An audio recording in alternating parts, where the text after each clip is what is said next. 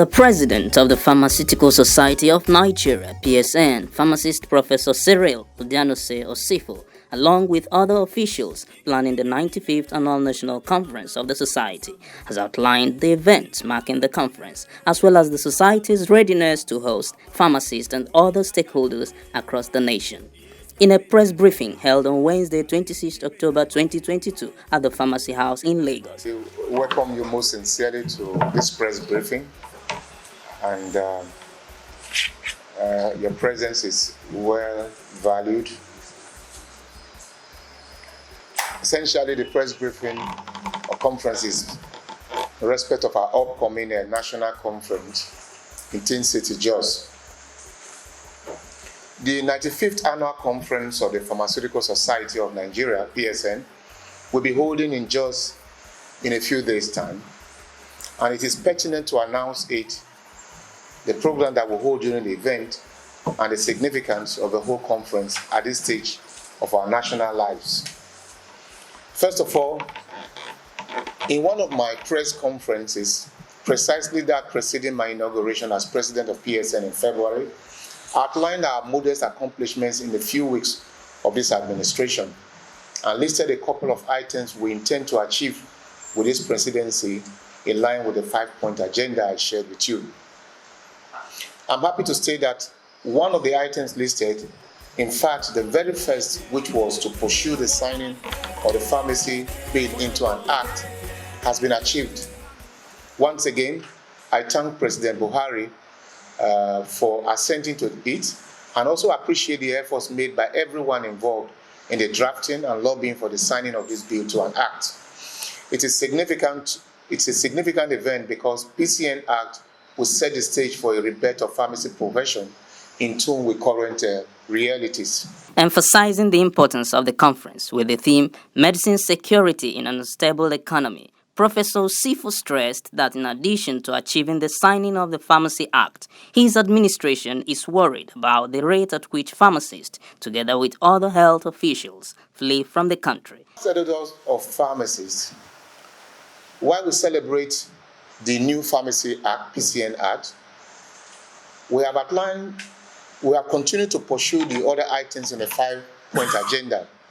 Suffice it to say that one of the greatest motivations for that, we're doing this at all levels of pharmacy leadership in Nigeria at the moment, is the worrisome statistics of emigration of pharmacists from Nigeria.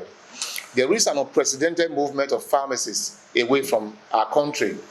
At the last count, about 5,208 pharmacists have left the country in the last 5 years in search for proverbial green pastures, especially in Canada, UK, United States, and even in Australia, just like their counterparts in other health fields, and indeed many young Nigerians.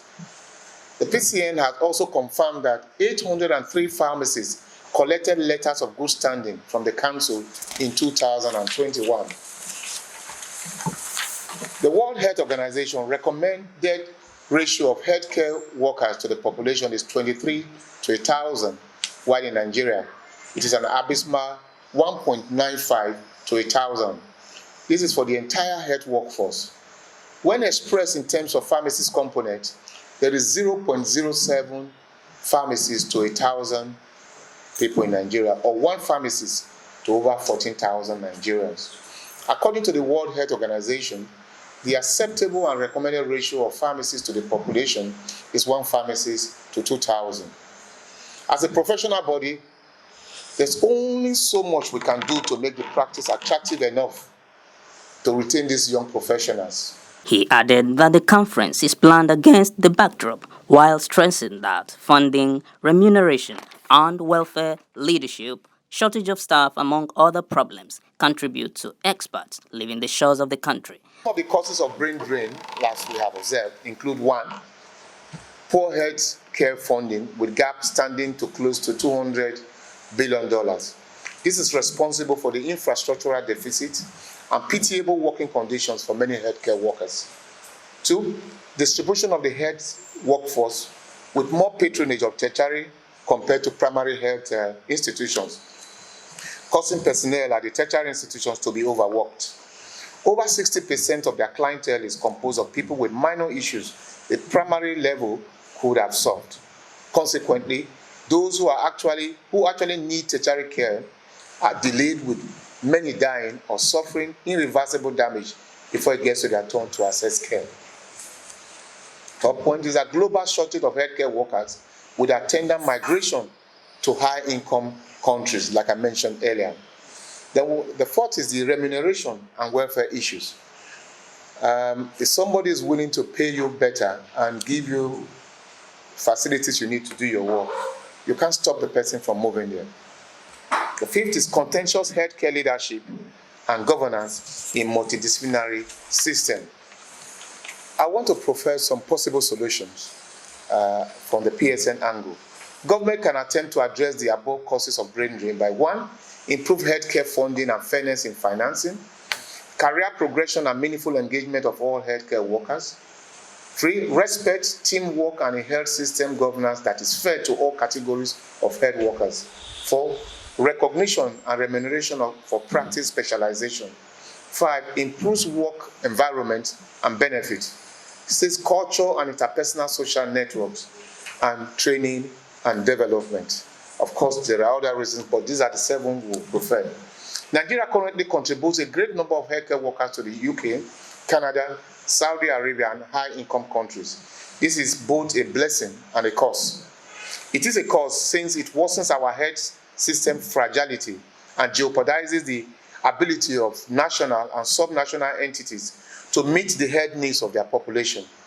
It can be a blessing if we harness these global needs, positioning the education institutions to produce more of our projected needs locally and export these skills in exchange for commitments from the high-income countries to invest in the training of healthcare workers locally. Professor Usifoh further explained that some presidential aspirants have been invited for an interactive forum with pharmacists, which will give them the opportunity to enlighten the public on their vision for the health sector.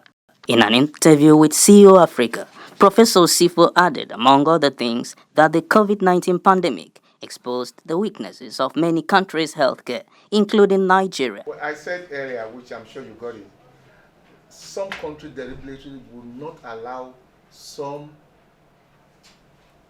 things to be exported from their country because of the pandemic. There was no movement. So why would you want to export what you have? We knew that sanitizers were limited. We knew that a face mask at a point was, people couldn't get face masks.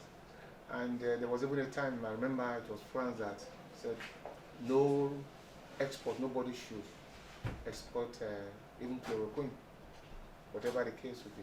So if you have a pandemic and you don't have adequate resources, materials, talking about active pharmaceutical ingredients, the APIs, then you are in trouble. We import most of our APIs from India and China, and these things were not coming as at when due. And if they don't come, you can't produce your medicines. And if you can't produce your medicines, and people need these medicines, what happens? Your answer is as good as mine. So we need to look inwards and make sure that we have medicine security. He noted that it is time for Nigerian pharmacists to come together in partnership with the government to salvage the country's healthcare delivery.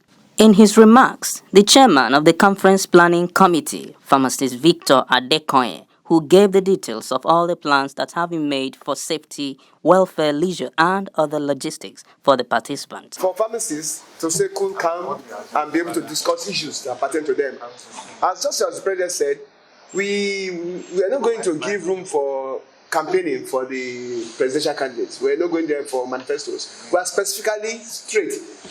The topic that we are discussing today, even during the time we will have some pharmacists that are politicians, they will be there. They will start the topics that's synergizing what the president just write as synergizing healthcare professional for effective delivery. Post 2023 in contest. This letter were written to them, like those topics were given to them so they can narrow down. They won't beat around the bush. They will have to tell us. When I say synergizing healthcare, including doctors, pharmacists, we know the president talking about harmonization. What are the plan they have for us in that sense? Then with that, the other things, good facilities, like we're going to have fun fair for excursions and what have you. And the topics, the plenary session are going to be wonderful this time around. Good, people have been taking professionals coming to discuss things that affect the head of the profession. Then, of course, the pharmacy bill will be discussed in total in the town hall meeting. I think, come check us out in Jos. Speaking in an interview with CEO Africa also, the National Publicity Secretary of the Society, Pharmacist Felix Ndioku, explained that one of the beauties of the National Conference is that it fosters opportunity for tourism and exploration of the boundaries of the country. Beautiful place, and by the time you have these landmarks, touched up and positioned in the tourism aspect, then you know that people, like I said, some people did not know some of these things. So, but when you now have the government, touching up these places and advertising them and all that, you now see that those things you are going out of the country to go and look for already, just like the Yoruba say, we are going to look for in Sokoto is in your Sokoto, So that's one of the beauties we have in our conferences, because we go around the country, and you will not believe that if not for our conferences, some people may not have actually been in those cities before, So after, of course, next year we're going to go into Gombe. Some people only know that Gombe is a state in the country, but they may not even know where it is. So that's one of the things we have.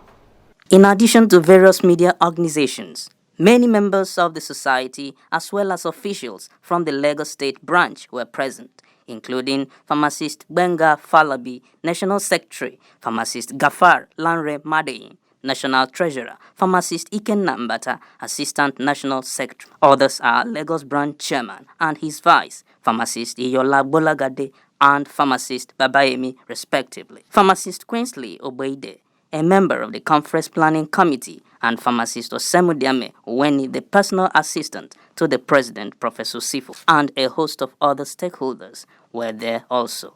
Uchechukwu Onachukwu reporting for CEO Africa.